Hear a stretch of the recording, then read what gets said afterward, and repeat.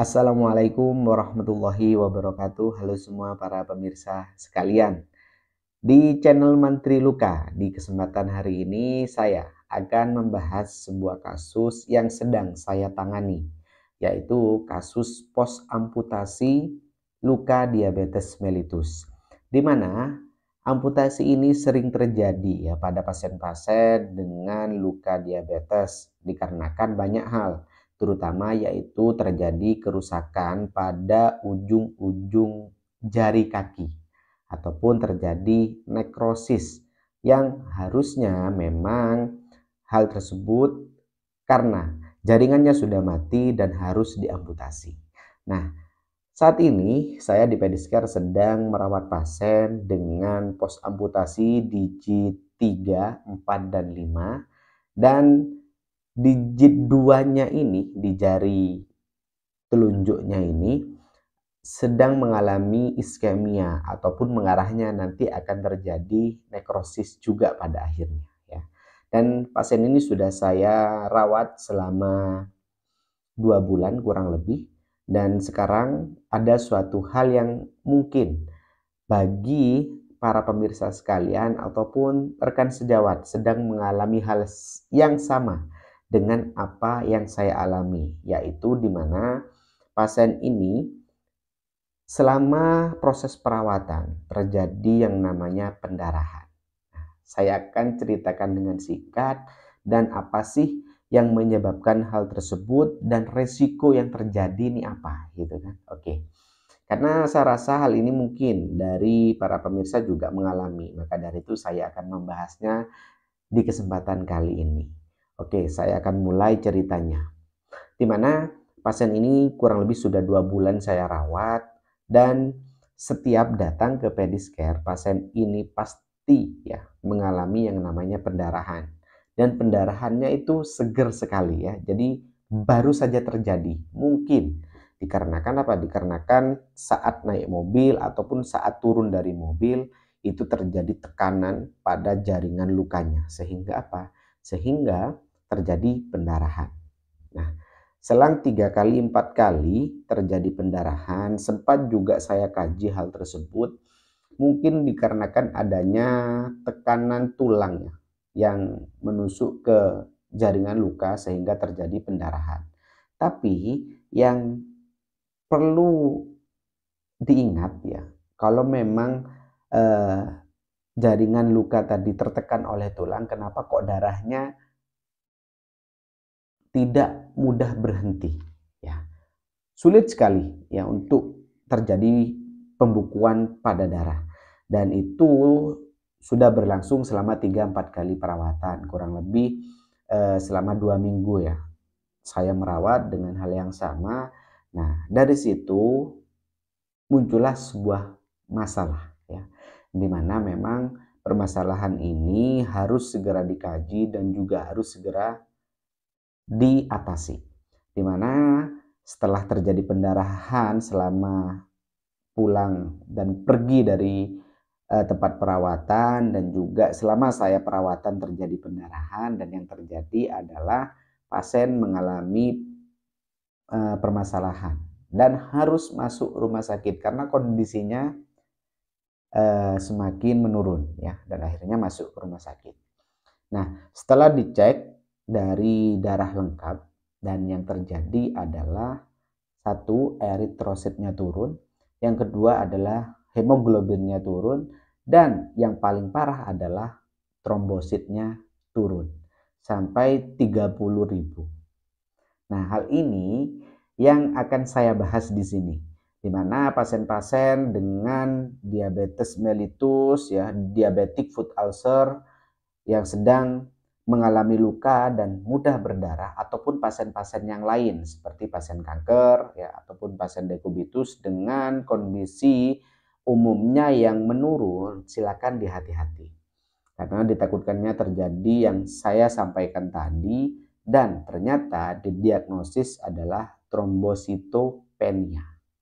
Nah, apa itu trombositopenia? Saya akan bacakan dan saya akan sampaikan apa itu trombositopenia. Oke. Jadi, para pemirsa sekalian,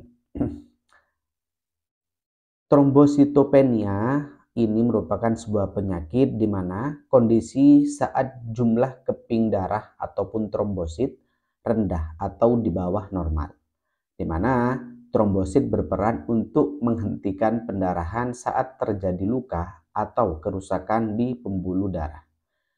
Dan jumlah trombosit yang kurang dapat menyebabkan darah sulit membeku. Nah, itu dia. Di mana jumlah trombosit normal adalah 150.000 sampai 450.000 sel per mikroliter darah, di mana seseorang dapat dianggap menderita trombositopenia jika jumlah trombositnya kurang dari 150.000. Nah, itu dia. Di mana pasien saya ini mengalami penurunan yang sangat drastis sampai 30.000 dari nilai normalnya adalah 150.000 sampai 450.000. Nah, bayangkan ya. Kalau hal ini ya tidak segera dirujuk, maka yang terjadi adalah kegawat daruratan. Maka dari itu saran saya adalah bagi para pemirsa sekalian ataupun bagi rekan sejawat yang sedang mengalami kasus yang sama dengan saya, silakan lebih dihati-hati dalam pengkajian pada proses perawatan luka. Oke, kenapa? Bila hal itu terjadi, PR-nya sangat besar sekali ya, sangat banyak sekali, sangat besar pula dan juga ada satu hal yang mungkin juga akan menjadi pelajaran bagi kita semua ya, terutama khususnya adalah bagi rekan sejawat para praktisi ini. Dan ini mungkin juga pelajaran besar buat saya. Karena apa? Karena pada kasus-kasus luka diabetes yang mudah berdarah, jangan sampai terlalu memaksakan ya yang namanya debridement ataupun dalam proses membuang jaringan mati. Karena kenapa? Karena memang sepengalaman saya saat pasien dengan HB turun ya, trombosit turun, itu mudah sekali terjadi pendarahan. Dan dilemanya di sini saya yang mengalami adalah saat banyak sekali jaringan mati ya di bawah ataupun di undermining ataupun di bawah lapisan bagus ini, nah itu tidak cukup untuk diautolisis debridement dan harus diambil secara mekanikal. Nah, dilemanya adalah kalau kita ambil yang terjadi adalah pendarahan. Kalau tidak kita ambil yang terjadi adalah infeksi. Ya, infeksinya semakin meluas karena banyak sekali tendon-tendon yang rusak, jaringan mati maupun bekas tulang dari amputasinya tadi yang akhirnya menjadi sarang bakteri. Nah, saya sudah melakukan autolisis nih, hanya sekedar memberikan salep ataupun antimikroba ke dalam jaringan luka yang terindikasi adanya infeksi. Hanya saja ternyata kurang maksimal ya. Perlu mechanical debridement. Hal tersebut memang menjadi suatu dilema. Nah, mungkin dari para pemirsa sekalian juga punya pengalaman hal yang sama dengan saya.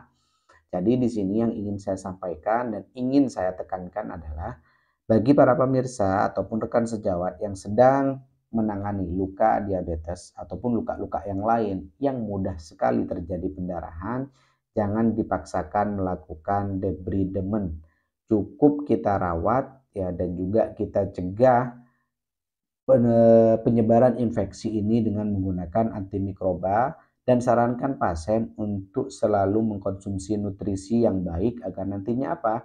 Agar nantinya kondisinya tetap terjaga, tetap fit ya dan juga kontrol gula darahnya terjaga agar juga terhindar dari yang namanya penurunan trombosit yang drastis ataupun trombositopenia. Oke, itu dia mungkin pengalaman dan juga cerita saya mengenai pasien-pasien yang sedang saya tangani ya.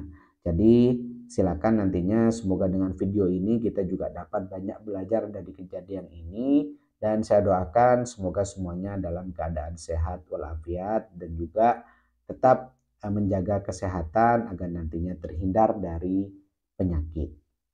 Itu dia yang ingin saya sampaikan. Terima kasih sudah menonton video ini dan apabila ada tanggapan boleh silakan tuliskan di kolom komentar, ataupun ada yang mempunyai pengalaman yang sama, boleh silakan nantinya kita sama-sama tukar pengalaman, sharing, dan juga mungkin ada hal-hal yang kurang yang ingin ditambahkan, silakan. Boleh nanti silakan share di kolom komentar. Terima kasih dan terima kasih dan tetap support channel ini agar nantinya tetap berkembang. Dan saya Muhammad Sibromulis pamit undur diri. Sampai jumpa di video berikutnya. Saya akhiri. Wassalamualaikum warahmatullahi wabarakatuh.